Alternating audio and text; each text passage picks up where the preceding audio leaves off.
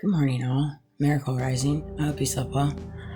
I just can't sleep in anymore. It's very difficult for me, even when I try. Early bird gets the worm.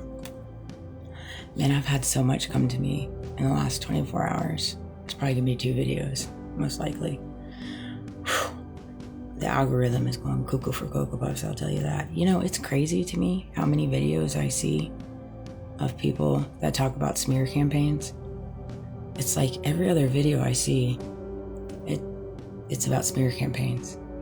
They thought I'd run it. The smear campaign backfired. The smear campaign ritual didn't work. The smear campaign, I'm like, golly, does everybody go through smear campaigns? Is this like the new thing? It's weird to me. It's like, I feel as though in the algorithm, they push out so much negativity to keep it consistently on our minds and keep it consistently talked about. You know, if you could continually talk about something, if you can continually dwell on something, it continually stays present in your life. Instead of just healing through it, going through it, figuring out the why, the what, the how, in reference to yourself, not in reference to anybody that's mirrored your name. You're never going to figure those things out. You're never going to figure out the why, the who, the where, the what. You're not going to figure those things out. But you can figure it out for yourself. Why do I care? What am I going to gain from this? Where am I going to take this in reference to, am I going to allow it to break me or make me?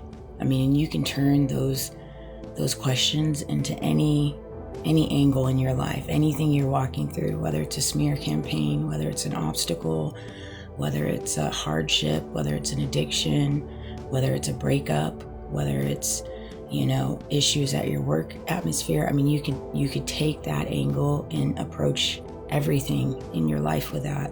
And once you learn how to approach everything with those simple questions that you ask yourself, you remove the desire of understanding when it comes to anything outside of you, because in this world we're in right now, there's just very little understanding that you're going to find outside of you. You're just never going to land on that. You're just not. I can assure you you're not.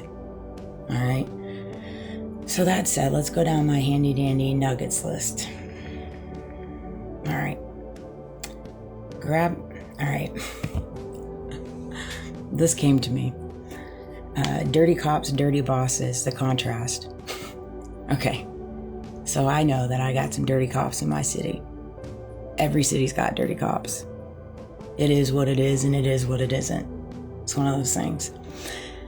But it came to me when I was thinking about it. I was like, dang, I can only imagine what it feels like to be somebody that moves in integrity, moves in honor, and moves in righteousness of wanting to do what's right, but you're being ran and guided by somebody that's dirty, somebody that's implicated. And I could see where a lot of cops, a lot of people in the politics, a lot of people in the military bases are feeling inadequate in that, because they've constructed this whole system where if you balk back, if you stand up for what's right, you lose your monetary wages, you lose your retirement, your family loses, you know, all the different benefits that are going to possibly come into fruition later on in life if something tragically happens to you. So these are all things that they have constructed where they tie people in by bondage. They do. I get it. And it's like, I get it. On the other side, see, and this is how I use my brain. This is how I use my mind, because I understand how that feels, because I've worked for dirty bosses before. And it's been kind of similar to that.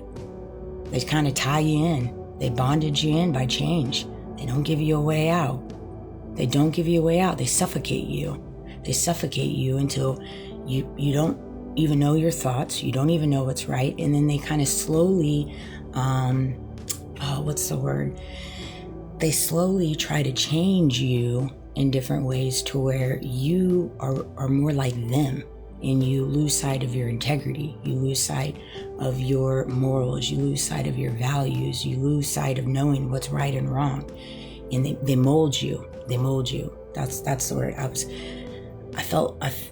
felt like I was living in a world where people were trying to mold me to be more like them. And it was like I was going against the grain of myself. And that's where I was self-deprecating. That's where I went into my addiction. That's where I went into my drinking problem. Because I was totally going against the grain of my own soul, because I was being molded by the people I was surrounded by. And it came to me because I was like, man, I get that. My heart goes out to anybody that finds themselves in circumstances like that, because it sucks. It sucks when you just want to do right by your family and you want to make sure your kids eat. I feel that. I feel it. And yet you find yourself surrounded by a world of very evil people doing evil things, and you can't do nothing about it. I understand that. I do indeed. No judgment here. None. That said, but yet other people like to judge me. Isn't that funny? Isn't that funny? How about them apples? Let's go on to the next one. All right. If you let something outside of you define you, it's going to be you're going to end up coming up short and undefined. Dang, that came to me last night when I was going to get my son and I dinner from a Thai place called Tie Me Up. I always try, if I eat out, I always try to eat at my local places, local restaurants, things of that nature, spread the love. But that said, it was a song that came on or something, I don't know, it just popped in my head. So often enough, we find ourselves allowing things outside of us to define you, like the type of car you drive, the type of job you have, the people you surround yourself with, your political affiliation, your status quo, how famous you are, what your followers are, how much money you have. All these things define you, right? They define you.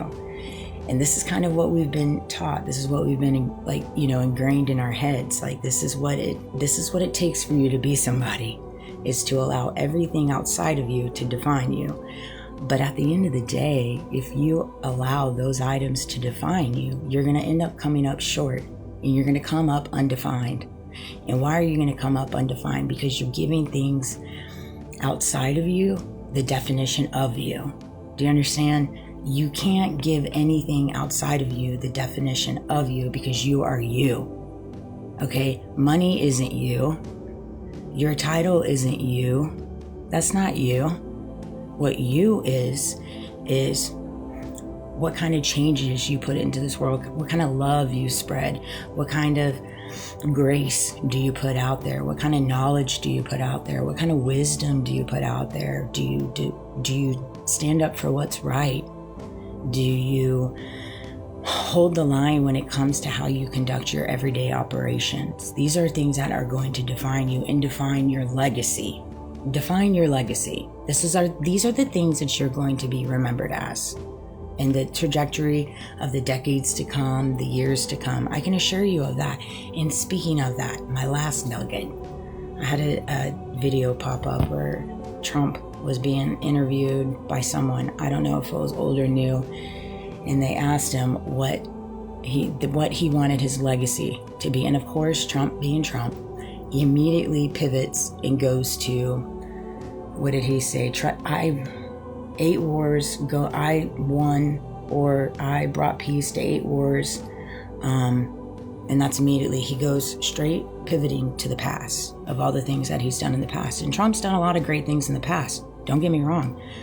But what he seems to forget is he's not going to be remembered for those things. He's going to be remembered for the president that protected the pedophiles, or the pedophilia, okay? And he's also going to be known for the president that took us to a war that we didn't need to go in, and then brought us into World War III. And Americans lost their life. The economy broke. It was the brink of the fall. That's what he's going to be known for. That is going to be his legacy, not the 8 wars. It's not. I hate to tell him that, but that is the truth. And that's what he's going down for.